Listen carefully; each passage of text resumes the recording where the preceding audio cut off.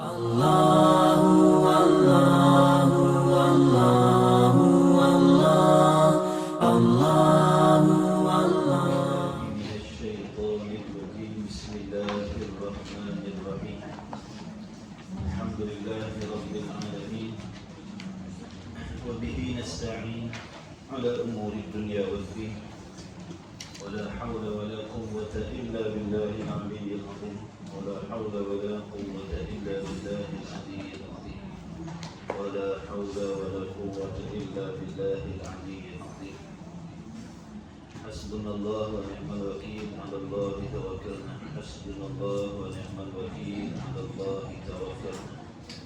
Hasbunallahu wa ni'mal wakeel, 'ala Allahi tawakkalna. Wala haula wala quwwata illa billah. Biridwa'illahi ta'ala. Al-Fatiha. A'udzu billahi minasy syaithanir rajim. Bismillahirrahmanirrahim. Alhamdulillahi rabbil alamin. Ar-Rahmanir Rahim. Iyyaka na'budu wa iyyaka nasta'in. Ihdinas siratal mustaqim. Siratal ladzina an'amta 'alaihim ghairil maghdubi 'alaihim waladdallin. A'udzu billahi minasy syaithanir rajim. Bismillahirrahmanirrahim. Alhamdulillahi rabbil alamin. Wassalatu wassalamu ala asyrafil anbiya'i wal mursalin wa ala alihi wa sahbihi ajma'in. Subhanaka la 'ilma lana illa ma 'allamtana innaka antal 'alimul hakim. Allahumma iftah 'alaina hikmataka wanshur 'alaina min khaza'in rahmatika ya arhamar rahimin. Rabbana zidna 'ilma wa fahma ya kashifal mushkilat. Ikshifil 'ujba 'an wujuhi hadhihi al-ma'ani حتى نطلع على خفيات هذه المسائل واحفظنا من الخطأ والضلال فأنت موفق كل أمر وأنت علام الغيوب برحمتك يا أرحم الراحمين. وهب لنا يا وهاب علم وحكمة وللرزق يا رزاق كلنا مسهلا وبالخير يا فتاح وافتح لنا وبالهدى وبالعلم كلنا يا عليم مفضلا. اللهم علمنا ما جهلنا وذكرنا ما نسينا. اللهم اجعل أعمالنا خالصة لوجهك الكريم. وصلى الله على سيدنا محمد وعلى آله وصحبه وبارك وسلم والحمد لله رب العالمين. الحمد لله ما بعد. والسلام عليكم ورحمة الله وبركاته. لا حول ولا قوة إلا بالله. الحمد لله segala puji bagi Allah Subhanahu wa taala. Rezekikan kita lagi pada pagi ini. Kita bertemu lagi insyaallah. Semoga antum semua sihat walafiat. Sarapan bunyi sesuatu di situ. Happy.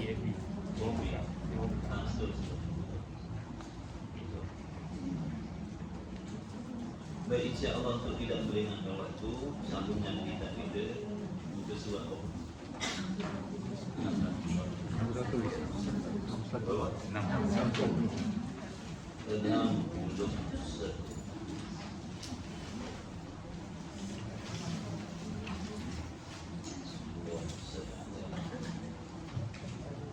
Kemudian sifat yang ke-11.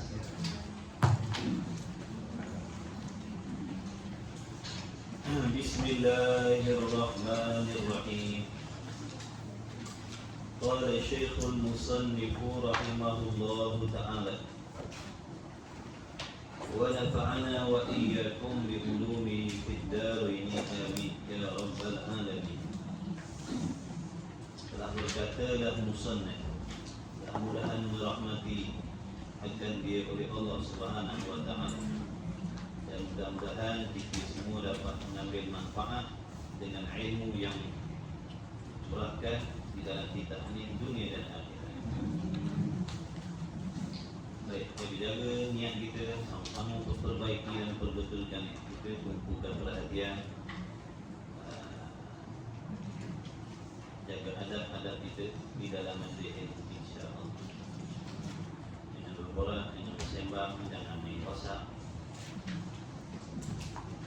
walaupun secara sembunyi-sembunyi.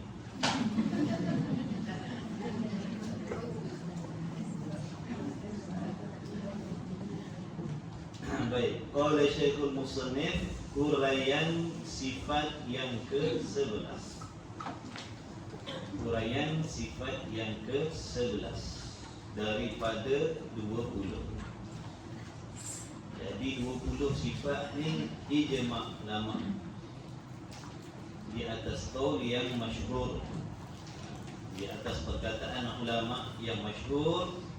Wajib kita belajar secara tafsir satu persatu sifat yang wajib, yang mustahil, yang harus bagi Allah dan Rasul, dan bagi Allah sebanyak 20. Itu atas qaul yang masyhur. Makna yang kecoh ni 20. Masyhur itu makna yang kecoh. Semua orang tahu bila sebut sifat 20, orang tahu sebab masyhur sifat 20. Di atas qaul yang rajih, yang tidak masyhur 13. Nanti jarang-jarang kita dengar sifat 13. Biasa dengar sifat 20. Dua-dua tu ahli sunnah wal jamaah. Kalau tak belajar dua-dua, ahli sunnah wal jamaah. Kalau tak nak belajar yang 13, tak nak belajar yang 20, itu bukan ahli sunnah, itu ahli sunnah berjamaah. Jadi jauhi fahaman yang menghasut masyarakat agar meninggalkan mempelajari ilmu sifat 20. Kerana mereka tidak berakidah ahli sunnah. Ini jangan ditipu. Walau tinggi pangkat dia sekalipun, walaupun dia masyhur sekalipun, walaupun dia ramai pengikut sekalipun, walaupun dia ada status doktor, profesor dan sebagainya, bila mereka mengatakan ilmu sifat 20 ataupun ilmu sifat 13 itu adalah suatu perkara, suatu ilmu yang tidak wajib, bahkan harus sahaja belajar, maka itulah tanda-tanda fahaman yang tidak sama dengan kita. Di sisi kita ilmu ini bukan sunat, bukan harus, bahkan wajib. Kerana tak dapat, tidak mesti kena belajar. Iaitu mana? Huraian sifat yang ke-11, sifat sama. Sifat sama artinya sifat pendengar. Sama artinya pendengar. Ini kita nak cerita tentang sifat yang ada pada zat Allah. Bukan nak cerita tentang zat Allah, nak cerita tentang sifat yang ada pada zat Allah. Wajib pada syarak pula di atas tiap-tiap mukallaf mengetahui serta mengaku putus di dalam hati, yakni yakin di dalam hati, bukan syak, bukan zon, bukan waham. Yakin, mengaku putus, yakin dalam hatinya serta jazam dalam hati. Jazam dalam hati, makna kejam dalam hati. Tidak ada kebarangkalian untuk mengubah pegangan yang lain.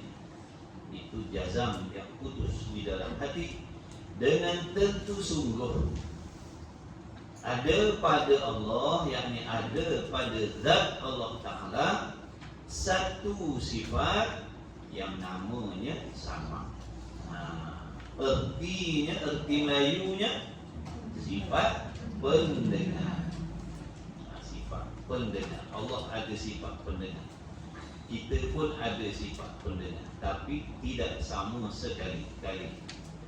Sifat pendengar dan sifat pendengar yang ada pada zat Allah dan yang ada pada kita tidak sama sekali-kali.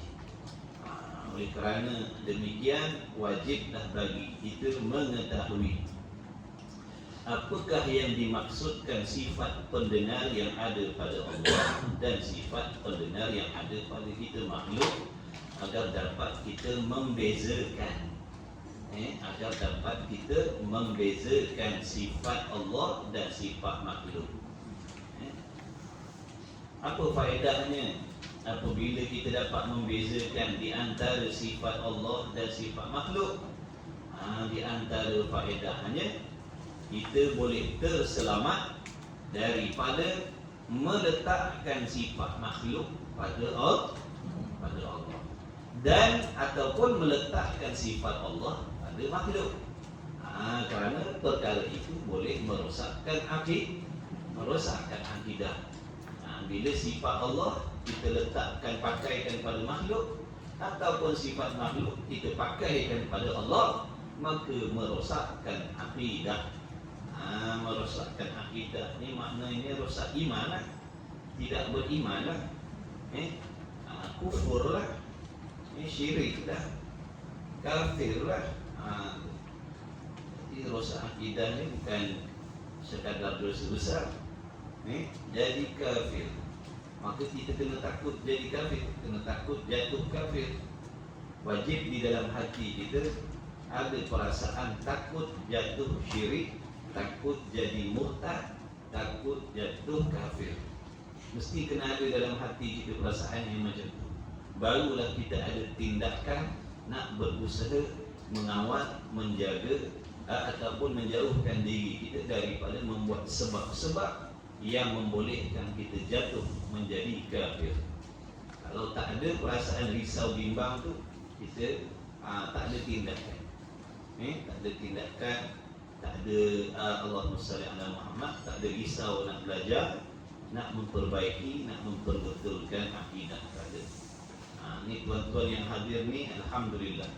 Mudah-mudahan kehadiran tuan-tuan, perempuan, hadirin hadirat semua ni adalah dengan sebab kebimbangan yang ada di dalam hati terhadap perkara-perkara yang boleh merosakkan akidah, sehingga perasaan itu melonjakkan diri tuan-tuan berusaha datang hadir belajar untuk mengerti, memahami apakah yang dikehendaki dengan akidah yang sebenar-benar yang mesti ada dalam hati kita agar dapat kita pakai, dan agar dapat kita mengetahui apakah yang dimaksudkan pegangan-pegangan yang salah yang boleh merosakkan akidah agar dapat kita jauhi. Mudah-mudahan.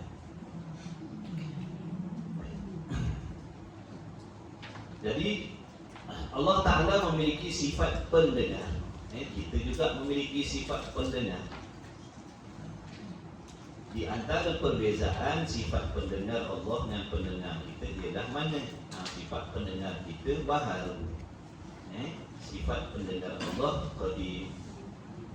Sifat pendengar kita baharu. Apa maksud baharu? Ada permulaan. Asalnya tiada sifat pendengar, kemudian Allah jadikan, Allah bagi, Allah pinjamkan kepada kita sifat pendengar. Bukan Allah pinjamkan sifat pendengar dia, Allah jadikan sifat pendengar makhluk.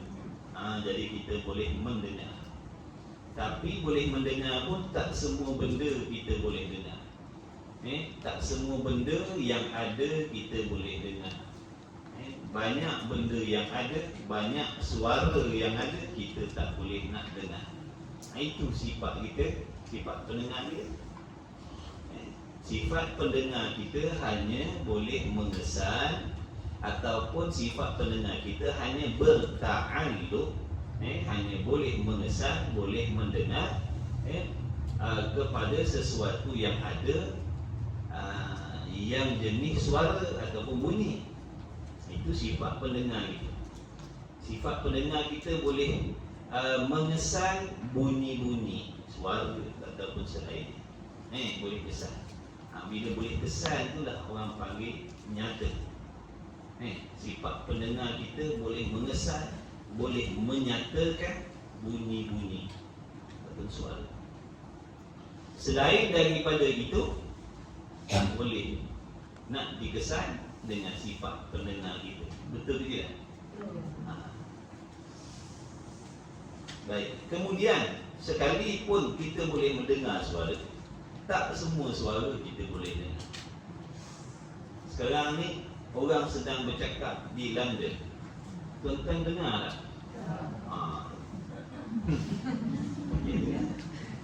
Dia orang sedang bersembang kat sana tu tengah mengumpat kat sana tu.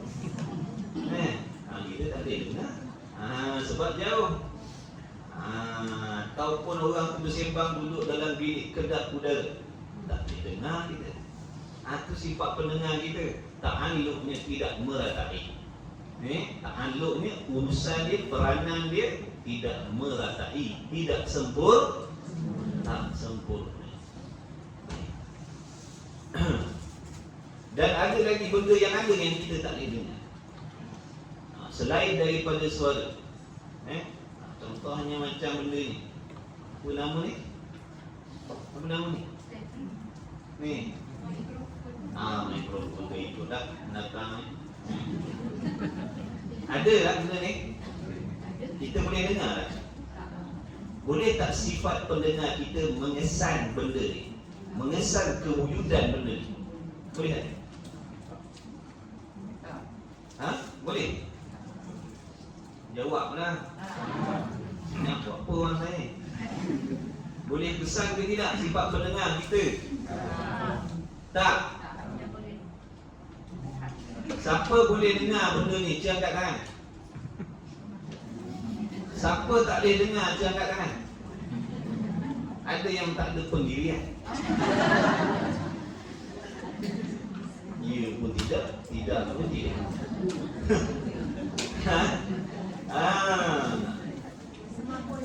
Tak boleh dengar. Sekalipun benda ni ada, tak boleh kita nak dengar. Sekalipun kita ada sifat pendengar. Sebabnya apa? Sebabnya benda ni tidak berbunyi. Suara tu ada ke tidak? Suara ada ke tidak?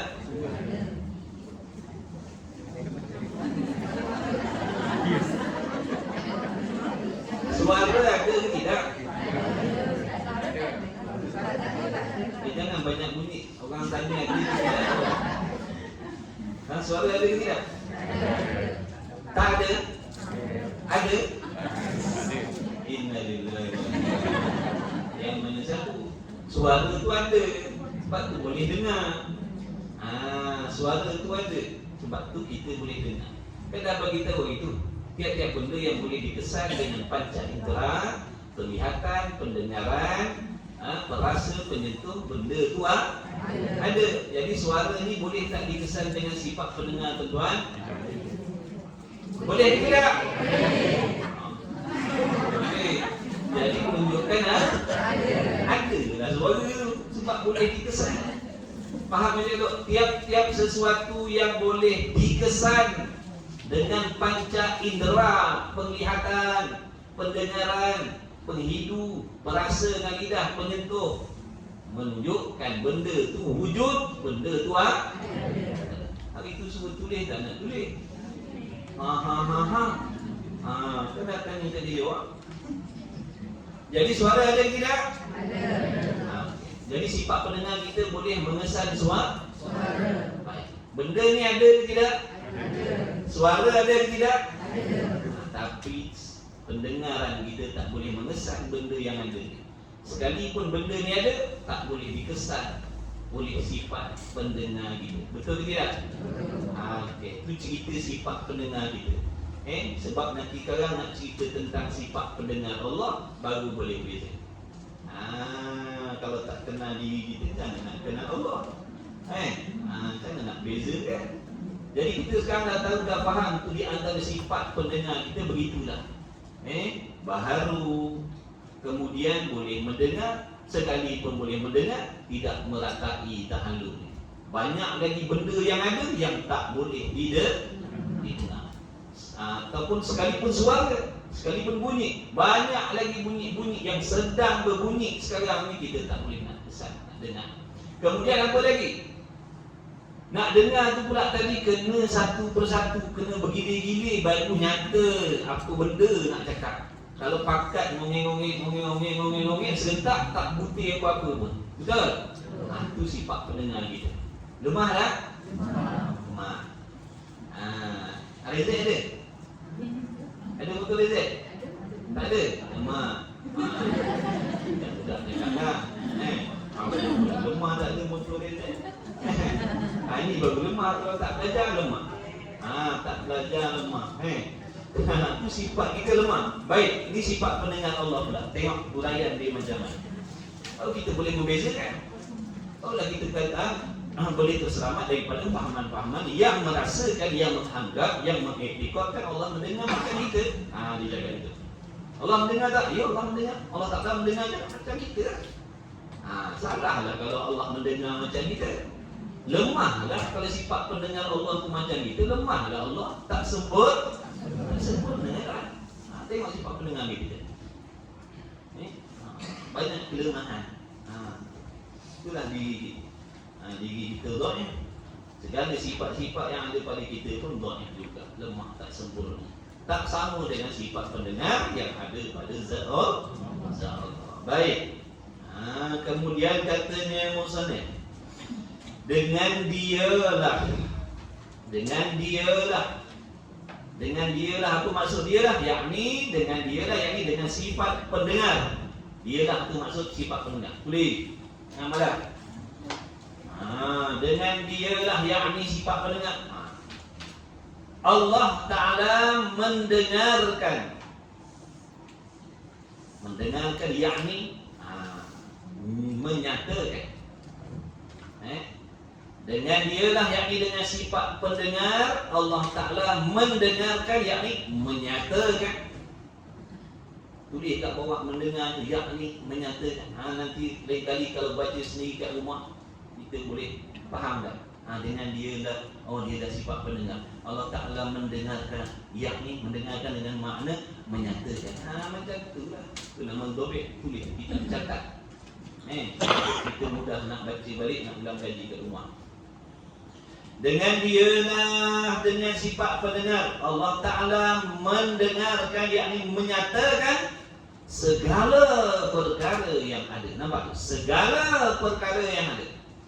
Bila sebut segala perkara yang ada, tak kisah, tak kira, bunyi, tak bunyi, suara, tak suara, asalkan perkara itu wujud, asalkan benda itu mawjud, ada, semua didengar oleh Allah. Semuanya boleh dikesan oleh sifat pendengar Allah. Faham tak tu? Macam kita tadi, adakah semua benda boleh dikesan dengan sifat pendengar kita? Tak. Benda-benda yang tak bersuara tak dikesan lah. Nampak tak? Contohnya tadi, benda tadi, mic ni tadi. Sekalipun dia ada, tapi tak boleh dikesan dengan sifat pendengar kita. Sifat pendengar kita hanya boleh mengesan bunyi ataupun suara. Itu pun tak semua. Tak semua. Ada syarat pula. Kena kuat, kena dekat dan sebagainya. Kena ada syarat pula. Lemah kita.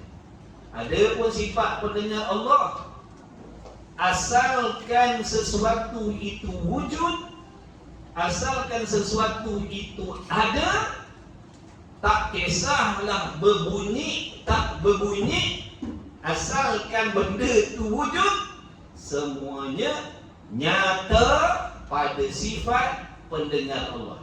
Semuanya dikesan oleh sifat pendengar Allah, ataupun semuanya didengar oleh Allah. Faham tak setakat tu? Hebat tak? Maha hebat. Atau kata maha mendengar. Semua benda ada didengar. Semua yang ada didengar. Suara kita didengar oleh Allah. Tubuh badan kita didengar oleh Allah. Bangunan ini didengar oleh Allah. Apa maksud dengar tadi? Nyata. Faham?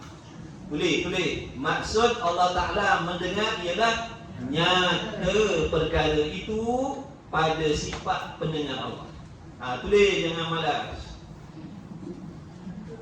Maksud Allah Ta'ala mendengar ialah nyata, terang, jelas, ataupun dapat dikesan perkara itu pada sifat pendengar Allah. Bagaimana? Cara Allah Ta'ala mendengar, mengesan, menyatakan benda itu pada sifat pendengar dia, wallahu a'lam. Tak ada situ. Sebab tak serupa dengan kita. Boleh dapat. Maksud mendengar Allah apa? Menyatakan perkara itu pada sifat pendengar dia.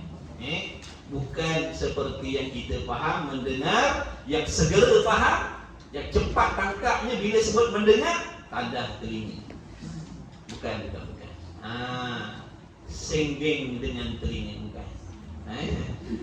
Senggeng dengan telinga, tadah telinga. Bukan. Yang kata dengar dengan tadah telinga ni kita. Allah mendengar bukan dengan tadah telinga, bukan. Dia tak ada telinga macam kita. Maha suci Allah daripada serupa dengan kita makhluk. Jadi maksud mendengar Allah ialah menyatakan perkara itu pada sifat pendengar dia. Itulah yang dikehendaki dengan Allah mendengar. Boleh? Kita ngaji tauhid macam tu, pelan-pelan. Tak ada laju-laju nak suruh faham. Mudah-mudahan fahamlah. Agar Allah bagi faham.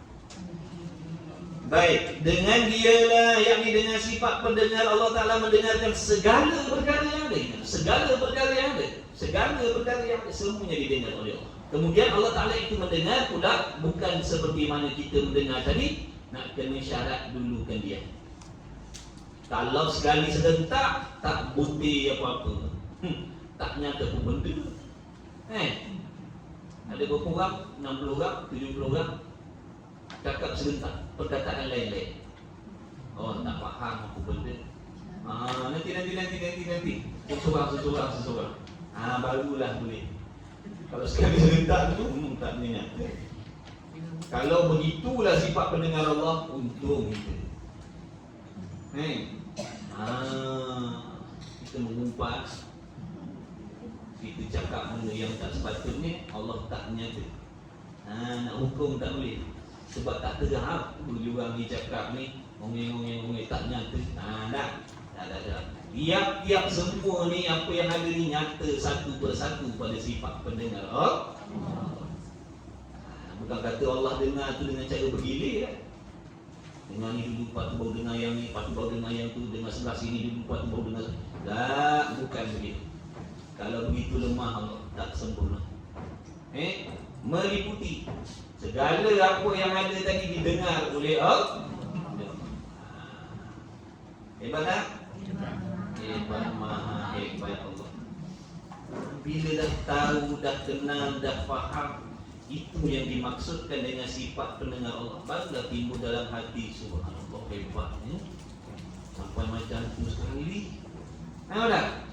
Kalau kita tak huraikan, tak kenal sifat pendengar Allah ni, kita biasa-biasa je, alah mendengar. Kita ingatkan mendengar macam kita. Jadi tak adalah timbul rasa hebat terhadap sifat pendengar Allah. Maknanya sebab tak kenal lagi. Bila belajar, bila faham, bila kenal, barulah adalah sikit-sikit perubahan daripada sebelum kita tahu dengan kita dah tahu ni.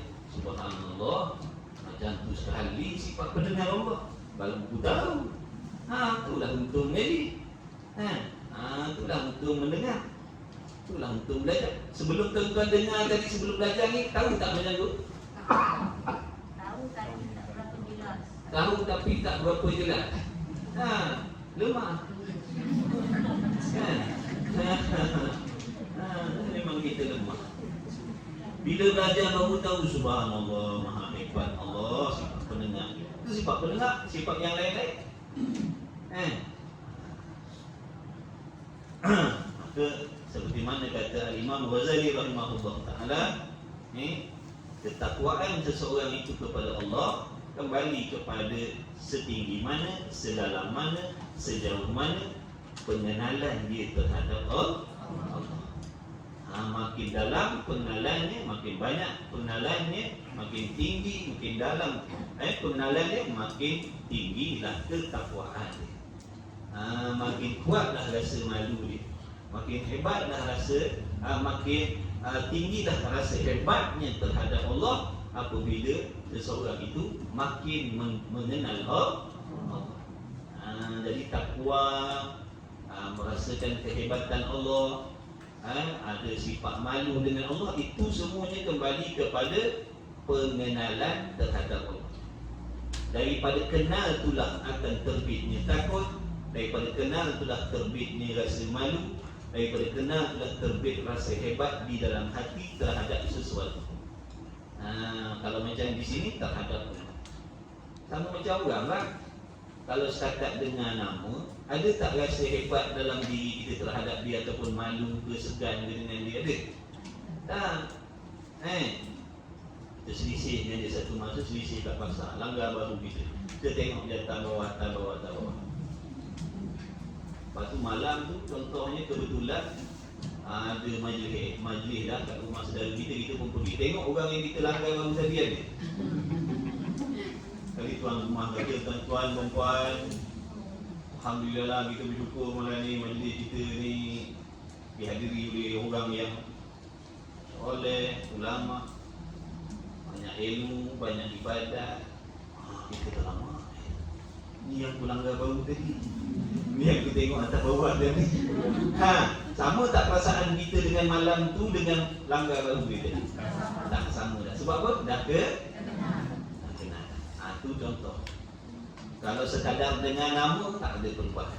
Kalau sekadar dengar nama Allah, Ar-Rahman, Ar-Rahim dan sebagainya, tak ada apa. Kalau sekadar dengar nama Allah dengar, 10 tahun dah dengar, 10 tahun, belas tahun dah dengar Allah selalu dengar. Itu hanya dengan nama, tak kenal lagi Allah yang kita dengar. Itu zat dia, sifat dia bagaimana? Ini kan di antara sifat yang ada pada Allah yang kita dah dengar nama dia berpuluh tahun. Baru kita nak ambil tahu, baru nak kenal Allah, padahal dah beribadat berpuluh tahun. Itu yang kita takut, kita risau, kita bimbang.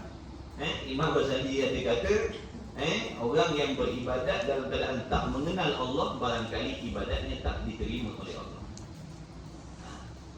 Beribadat puluh tahun dalam keadaan tak kenal siapa dia Allah, barangkali ibadatnya tak diterima oleh Allah. Kenapa pula tak diterima oleh Allah? Kerana bila tak kenal Allah, pasti ada kesilapan dan kesalahan yang kita letakkan pada Allah. Mesti ada kesalahan. Boleh jadi ada sifat-sifat Allah yang kita nafikan, boleh jadi ada sifat-sifat makhluk yang kita letakkan pada Allah. Bukankah perkara itu boleh merosakkan iman? Jawabnya ya. Bila dah rosak iman, bagaimana ibadat yang kita dah buat selama berpuluh tahun? Adakah diterima oleh Allah amalan orang yang imannya salah? Jawabnya tak diterima. Itu dia punya jalan cerita dia. Tapi cakap pendek dia tadi, barang siapa tak kenal Allah, ibadatnya tak diterima oleh Allah. Itulah dia punya jalan cerita dia tadi. Mudah-mudahan Allah ampunkan dosa kita. Mudah-mudahan Allah ampunkan dosa kita. Sebab baru nak kenal Allah, baru nak belajar fardu ain. Sepatutnya fardu ain ni sebelum balik sebenarnya dah nak kena belajar ilmu fardu ain. Tapi tak apalah. Apa yang dah berlaku pada diri kita ni, semuanya telah dikehendaki oleh Allah. Ada dia punya kebaikan dia, ada dia punya manfaat dia, ada hikmah dia. Di antara hikmah yang kita boleh ambil, timbul dalam hati kita kesedaran betapa pentingnya belajar ilmu fardu ain ni, khususnya ilmu akidah. Sebab kita dah tahu dah kesan daripada tak belajar ilmu ni, apa kesan dia kita dah tahu. Dan kita sendiri dah rasa dah apa kesan dia, boleh merosakkan ibadat dan sebagainya. Maka adakah kita nak anak-anak kita macam kita juga rosak ibadat berpuluh tahun, rosak ibadat? Kita nak. Kalau kita nak, kita tak cerdik lah. Orang cerdik dia takkan mahu anaknya lalui benda yang sama. Dia dah mesti dah dia nak anak dia jauh lebih baik daripada dia. Jadi itulah natijah yang kita boleh ambil, maknanya selepas daripada ni kita akan berusaha bersungguh-sungguh memastikan anak-anak kita, cucu cicit ciak kita belajar ilmu fardu ain sungguh-sungguh seawal-awal umur mereka.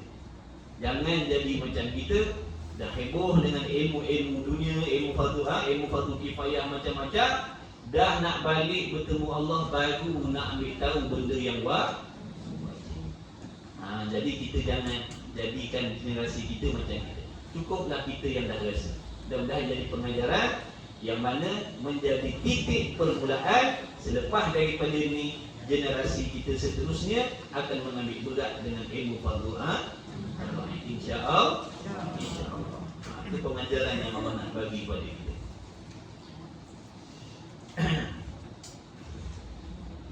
Ianya Allah tidak tuli.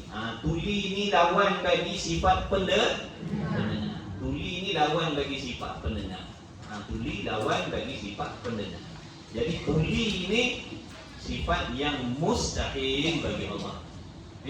Tuli ni sifat yang mustahil bagi Allah. Pendengar itu sifat yang wajib pada Allah. Wajib pada apa? Wajib pada akal. Wajib pada akal.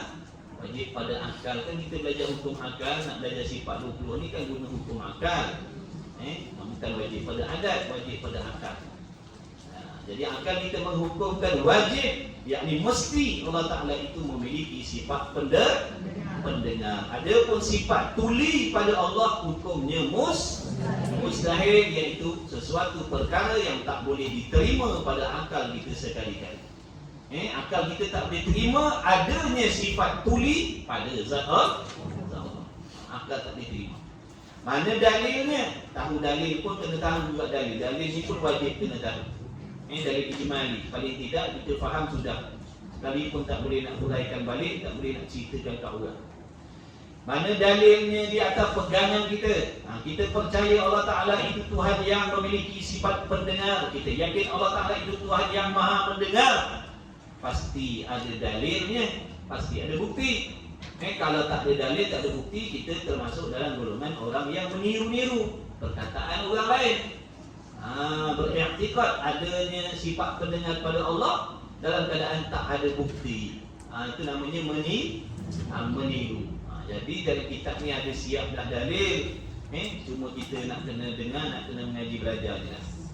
Ini di antara dalilnya. Banyak lagi dalil dalam Quran tu. Ini di antara ayat yang musannif kitab ni ambil bubuh dalam kitab dia ni sebagai panduan kita yang belajar. Wa huwas sami'ul basir. Artinya ianya Allah Sami' yang mendengar, maknanya yang sangat mendengar. Sami' itu wazan mubalaghah, memberi makna bersangat dahsyat, maha mendengar. Al-Basir, maha melihat. Dia Allah, Tuhan yang maha mendengar dan yang maha melihat.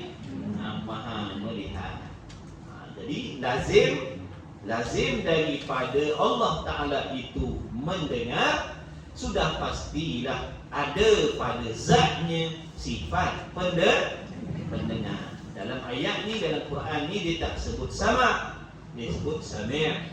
Sami' dengan makna yang mendengar.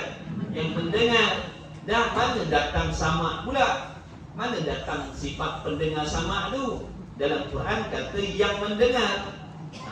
Jadi ulama ambil daripada sami' ni lah mafhum yang difaham, lazim daripada Allah mendengar, sudah tentu menunjukkan ada pada dia sifat pendengar. Nampak tu? Jadi lazim daripada basir, maha melihat, sudah tentu ada pada zat Allah sifat pelihat. Pada akal kita tak boleh nak faham bagaimana Allah nak mendengar kalau tak ada sifat pendengar. Bagaimana Allah nak melihat sekiranya dia tidak memiliki sifat pelihat? Kerana pelihat dan melihat itu dua perkara yang berbeza. Pelihat itu sifat, melihat itu perbuatan. Sama macam tuan-tuan ni lah. Perempuan ni boleh mendengar sebab Allah bagi kita sifat pendengar. Kita boleh melihat sebab ada pada kita sifat melihat. Jadi pelihat lain, melihat lain, pendengar lain, mendengarlah lain. Kemudian dan makna mendengar itu ialah dan makna mendengar itu ialah nyata. Kan tadi dah bagi tahu. Dan makna mendengar itu ialah nyata segala perkara yang ada. Nyata segala perkara yang ada dengan sama, artinya dengan sifat pendengar Allah. Dengan adanya sifat pendengar Allah ni, nyata segala yang ada. Suara, bunyi, tak kisahlah apa benda asalkan ada, semuanya nyata pada sifat pendengar Allah. Dalam erti kata lain, semuanya didengar oleh Allah. Faham tak saya kata? Faham tak saya kata? Maksud mendengar tadi nyata benda.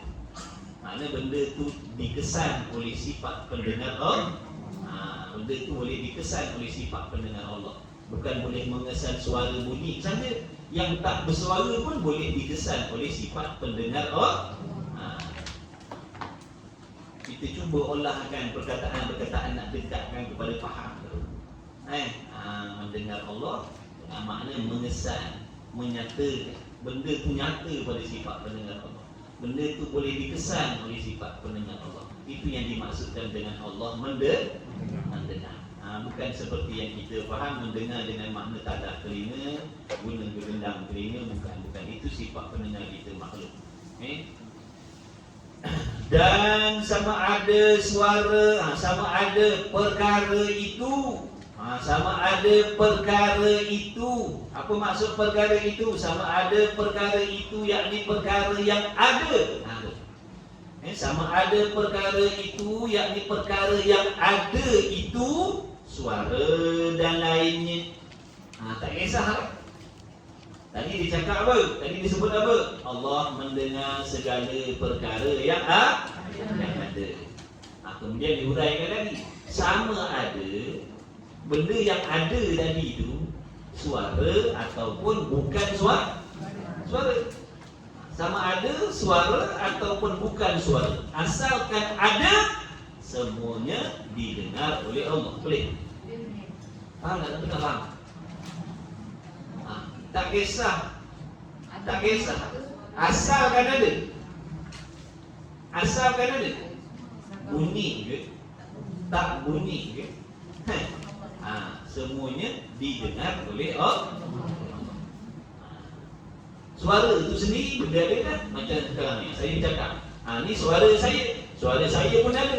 Tubuh badan saya pun ada. Ni handphone ni dia hanya tubuh badan je, tapi suaranya tak ada. Pun didengar oleh Allah. Pun didengar oleh Allah benda ni. Suara kita pun didengar oleh Allah. Tubuh badan kita pun didengar oleh Allah. Kursi meja ni pun didengar oleh Allah. Makna nyata semua tu pada sifat pendengar Allah. Jangan kita adukan, jangan kita samakan dengan sifat pendengar kita. Itu yang kita jadi macam bela-beli. Macam mana nak dengar?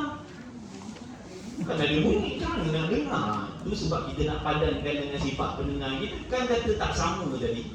Kan kita sedang sembangkan sifat pendengar Allah ni. Sebab tu dia nak jelaskan maksud Allah tu mendengar ialah menyatakan semua benda yang ada itu dikesan oleh sifat pendengar Allah. Tak kisah bunyi, tak bunyi, semuanya dikesan oleh sifat pendengar Allah. Semuanya nyata pada sifat pendengar Allah. Semuanya didengar oleh Allah. Itu yang dimaksudkan dengan Allah mendengar. Kita nak mendengar syarat bunyi.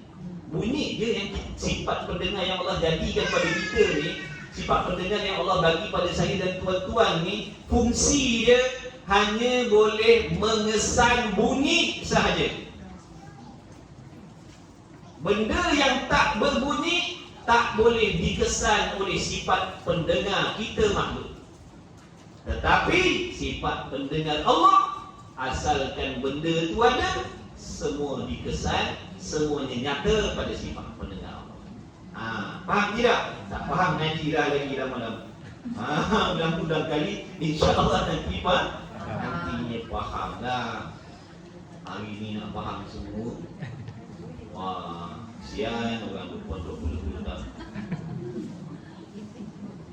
Kemudian katanya, saya faham dah tu, insya-Allah.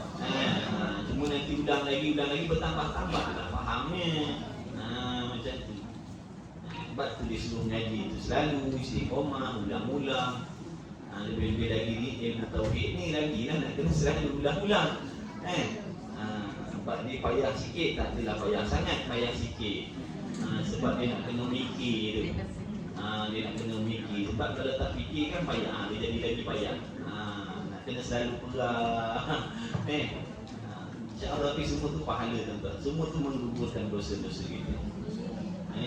Dia tak rugi pening mikir pasal ilmu daripada pening fikir pasal duit. Ada sifat pendengar, sifat pilihan kan. Jadi kalau Ustaz cakap tadi, seolah-olah sifat pendengar ni sudah meliputi sifat pilihan itu. Walaupun sifat pendengar tu dia meliputi sifat pilihan sekali. Pasal benda yang berbunyi tak berbunyi, yang ada itu semua dikesan oleh pendengar. Apa peranan pelihat tu? Sifat pelihat pula. Sifat pelihat pula melihat semua benda yang ada. Ta'alluq lain-lain.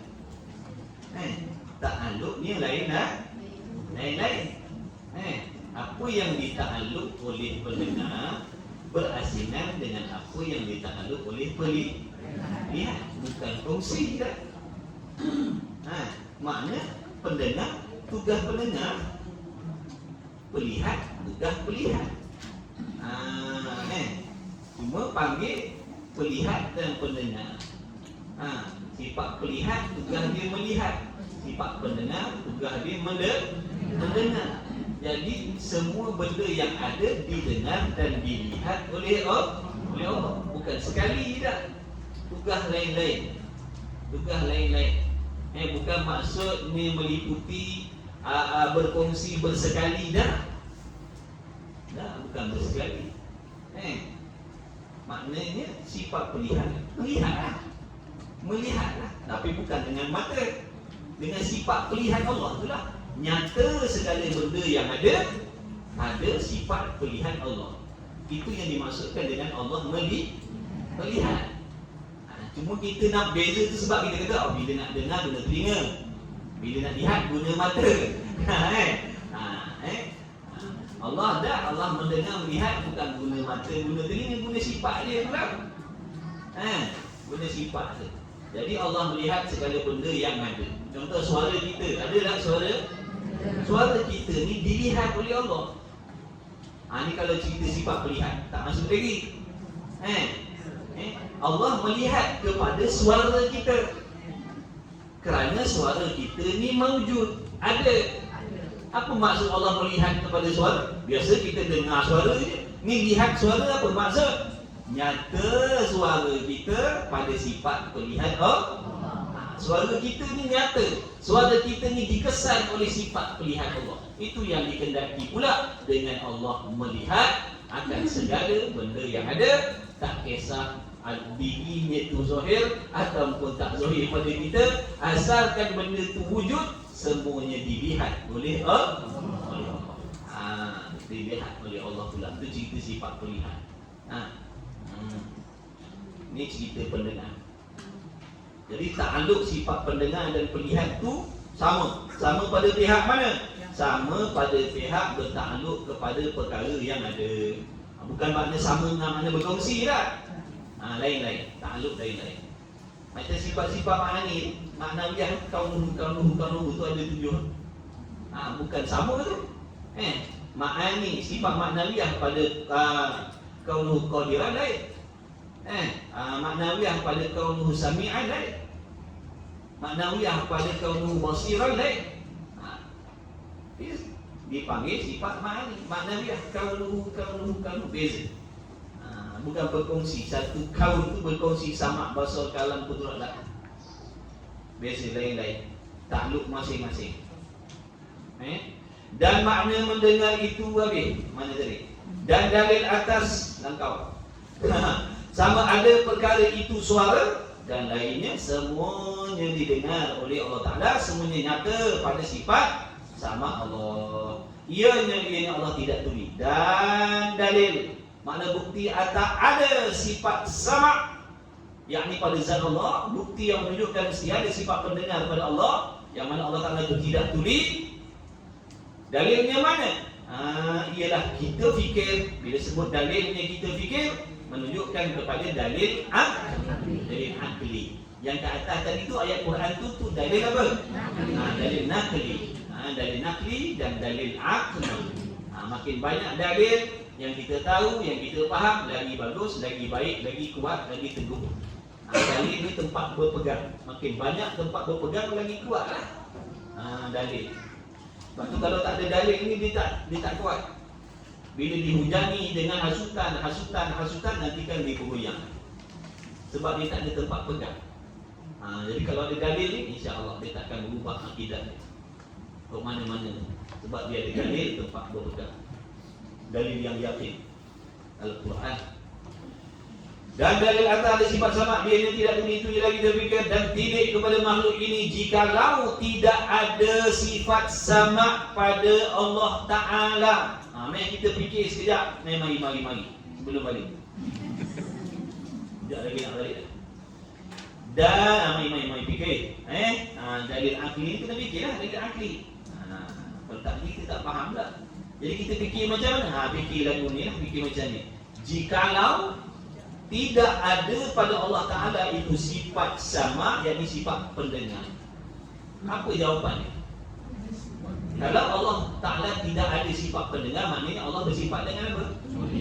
Lawan bagi pendengar, iaitu tuli ataupun pekat.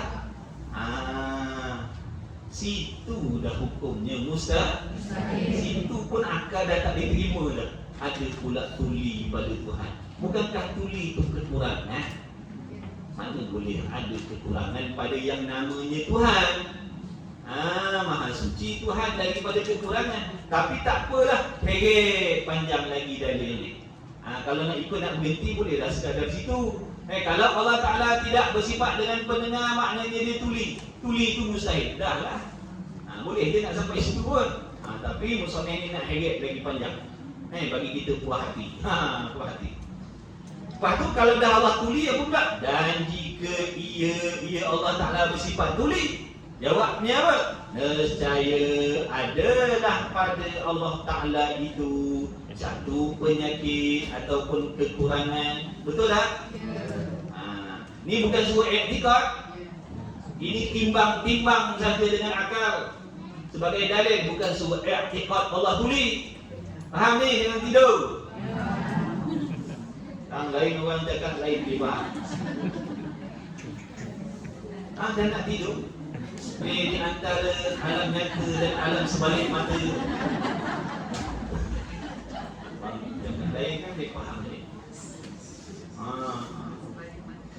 Alam balik mata. Dan jika tu alam tutup mata namanya.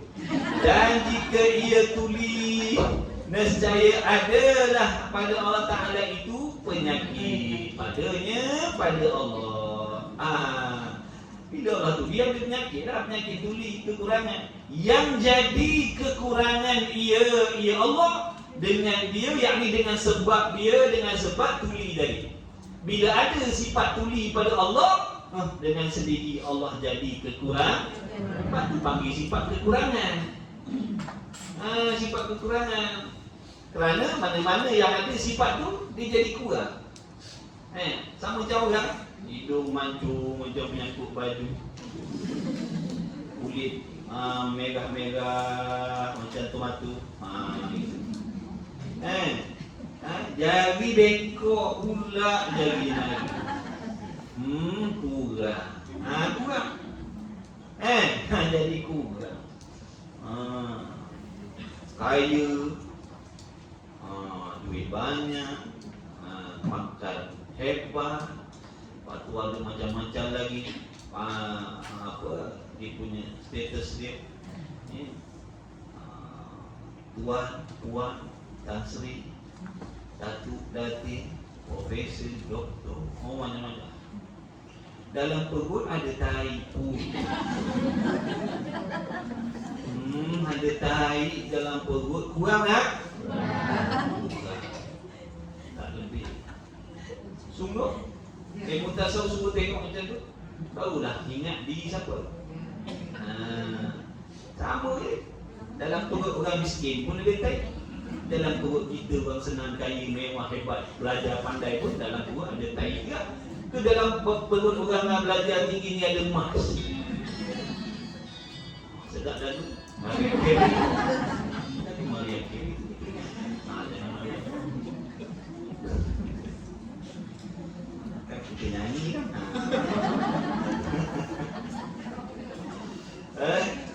Jadi tu kena tengok diri kita juga. Barulah insya-Allah kita tak sombong dengan orang.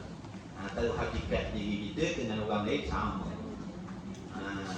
Cuma Allah bagi lebih sikit je lah pada kita.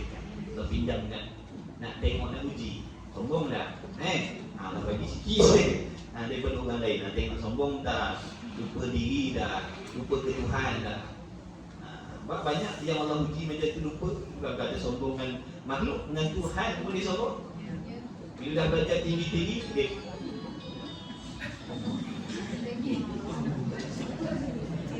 bila belajar tinggi-tinggi, Allah dah tolong dia dapat ilmu macam-macam, dia mempertikaikan Allah. Tengok. Baru nak bincangkan sikit dah sombong dengan Tuhan. Kalau sombong dengan makhluk pun dah tak boleh, ni dengan Tuhan dia sombong. Tuhan dia condemn, dia komplain. Sebab makna gagallah dia dengan ujian kepandaian, kebijakan yang Allah bagi tu. Makna gagal. Ingat apa yang ada pada kita tu sebenarnya ujian. Allah bagi ilmu, ujian. Berapa banyak orang yang gagal sebab dia ada ilmu, dan ada pula orang yang gagal sebab dia jahil. Ada pula orang gagal dengan sebab dia banyak ibadat. Ada orang yang gagal dengan sebab tak ada ibadat. Jadi semua yang kita dapat atas dunia ni uji. Dan nak tengok sejauh mana ketakwaan, keimanan kita. Orang ni Allah pindahkan kaya, nak tengok iman dia macam mana. Orang yang ni Allah Ta'ala tak bagi kaya, Allah jadikan dia miskin. Tengok adakah dengan sebab miskin imannya bergoncang, dia ragu dengan Allah, ataupun ni dengan sebab dia kaya dia jadi sombong dengan Allah. Macam ujian. Yang tu sempurna kejadian, cantik, kacak dan sebagainya, sombong dah dengan orang lain. Ujian bagi diri dia pula, Allah uji dengan kecantikan, yang tu Allah uji dengan kepintaran, yang tu Allah uji dengan kekayaan, macam-macam. Yang tu Allah uji dengan ibadat.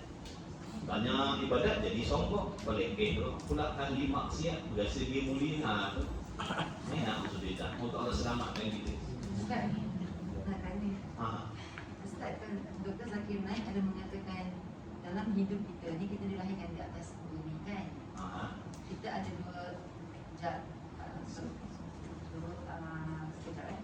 dua cerita. Ni satu macam Ustaz cakap tadi, ujian kan. Dia mengatakan lagi satu adalah hukuman. Jadi macam kita nak fahamkan dekat situ. Ustaz kata kita diberi ujian setiap apa yang datang, contoh sakit itu ini kan, contoh. Tapi at the same time orang lain mengatakan ini adalah hukuman. Adakah hukuman itu bersamaan dengan ujian? Hukuman lain. Hukuman tu akibat daripada apa yang kita buat. Kita tu macam dia tu macam. Ataupun boleh juga kita kata hukuman ni dengan makna ketetapan. Ketetapan daripada Allah.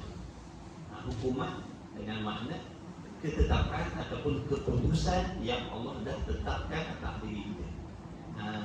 Wallahu a'lam. Baik, sambung kata habis kita.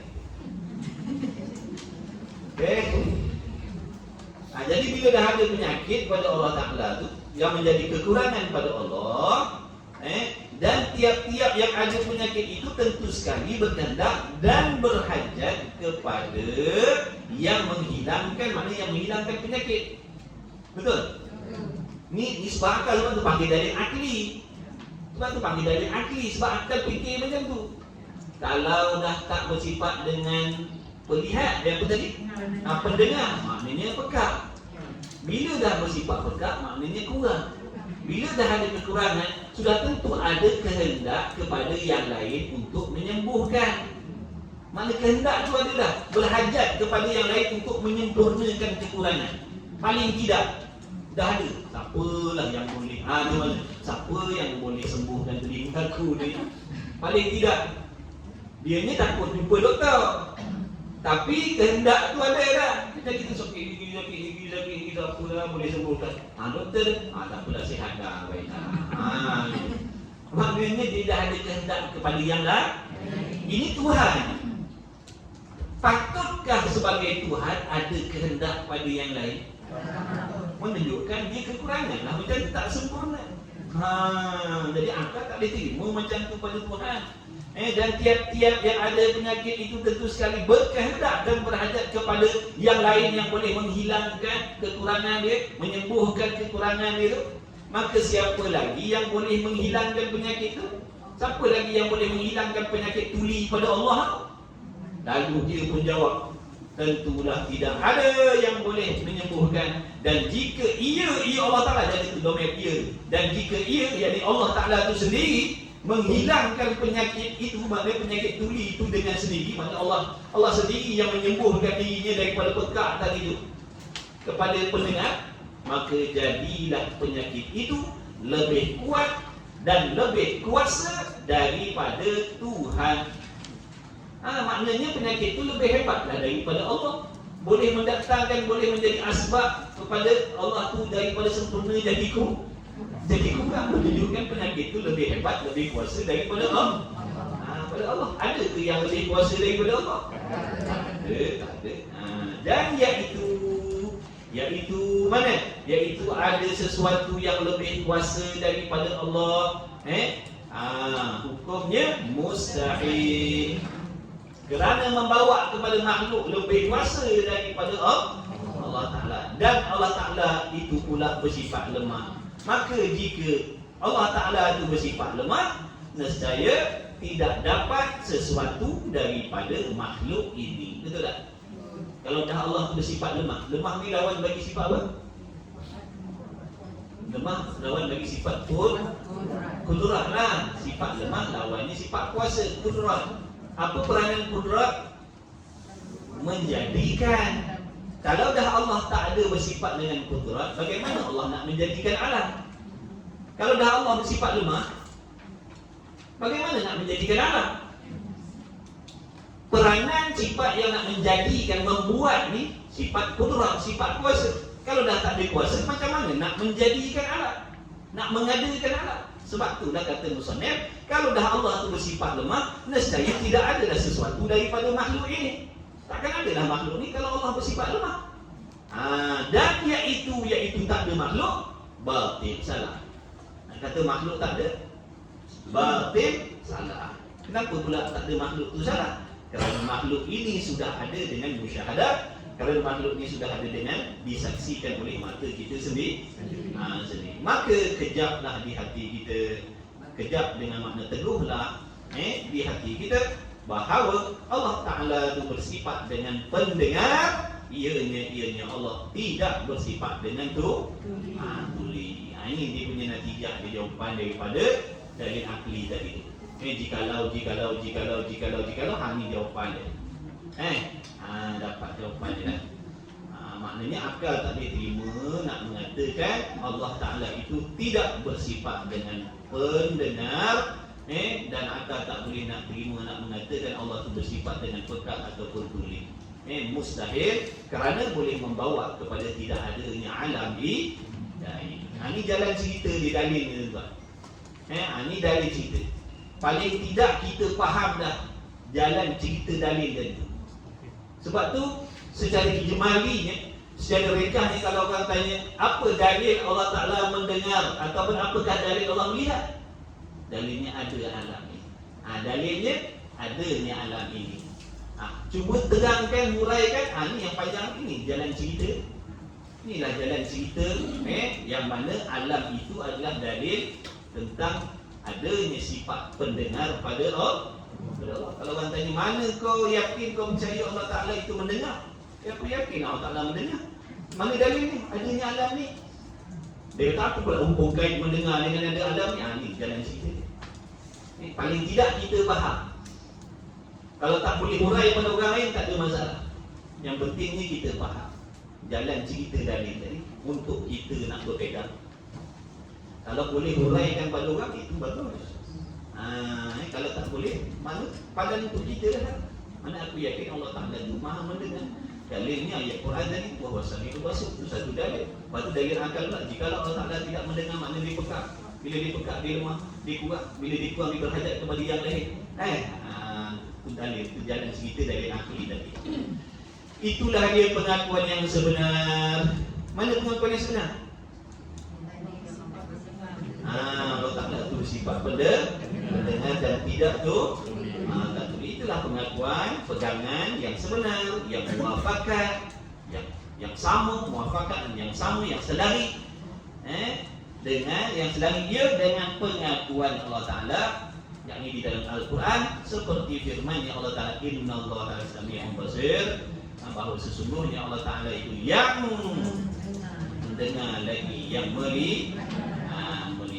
Jadi apa yang kita i'tiqad, yang kita pegang, yang kita percaya dalam hati, maksudnya Allah Ta'ala adalah Tuhan, adalah zat yang mesti bersifat dengan pendengar dan melihat. Mustahil Allah Ta'ala itu bersifat dengan tuli ataupun buta dan buta. Jadi apa yang kita pegang, yang kita percaya dalam hati tadi, muafakat, sama dengan apa yang ada di dalam Al-Quran, sama dengan hakikatnya, sama dengan nafsul amrinya. Bila dah sama, muafakat pegangan kita selari dengan apa yang ada dalam Quran, itulah yang dipanggil, yang dimaksudkan dengan orang yang beriman. Habis. Wallahu a'lam. Jadilah sikit-sikit. Alhamdulillah, syukur. Alhamdulillah, segala puji bagi Allah kerana memilih kita pada pagi ini, diberi taufik oleh Allah, ditolong oleh Allah, dapat kita sama-sama hadir dalam majlis ilmu ni. Mudah-mudahan Allah Ta'ala terima apa yang kita buat ni, yang tak sempurna sangat-sangat ni. Mudah-mudahan Allah terimalah dengan belas kasih sayang Allah. Kita yakin amalan kita ni sesungguhnya tidak sempurna, adabnya tak sempurna, kesungguhannya tak sempurna. Mudah-mudahan dengan belas kasih Allah, Allah maafkan kita, Allah ampunkan kita, dan bagi segala kelebihan yang Allah janjikan terhadap orang yang ikhlas menghadiri majlis ilmu, mengikut majlis ilmu, mendengar majlis ilmu. Bersama-sama kita doa kepada Allah dengan berkat majlis ilmu kita pada pagi ini, dengan berkat dengan besar Nabi kita Muhammad sallallahu alaihi wasallam, agar semuanya kita, mak ayah kita, mak ayah mertua kita, adik-beradik kita, kawan-kawan kita, kenalan-kenalan kita, tak terkecualilah semuanya mendapat keampunan daripada Allah Subhanahu wa Ta'ala, senantiasa diberi bimbingan oleh Allah, diberi taufik, diberi hidayah, dikabulkan segala doa, segala hajat yang tersurat, yang tersirat, dijadikan, direzekikan umur yang berkah, umur yang panjang, umur yang berkah, rezeki yang berkah, rezeki yang halal, memudahkan segala urusan dunia dan akhirat, diselamatkan kita daripada musibah insya-Allah. Mudah-mudahan dilahirkan di kalangan kita anak-anak yang keturunan yang soleh, yang solehah, yang bertakwa.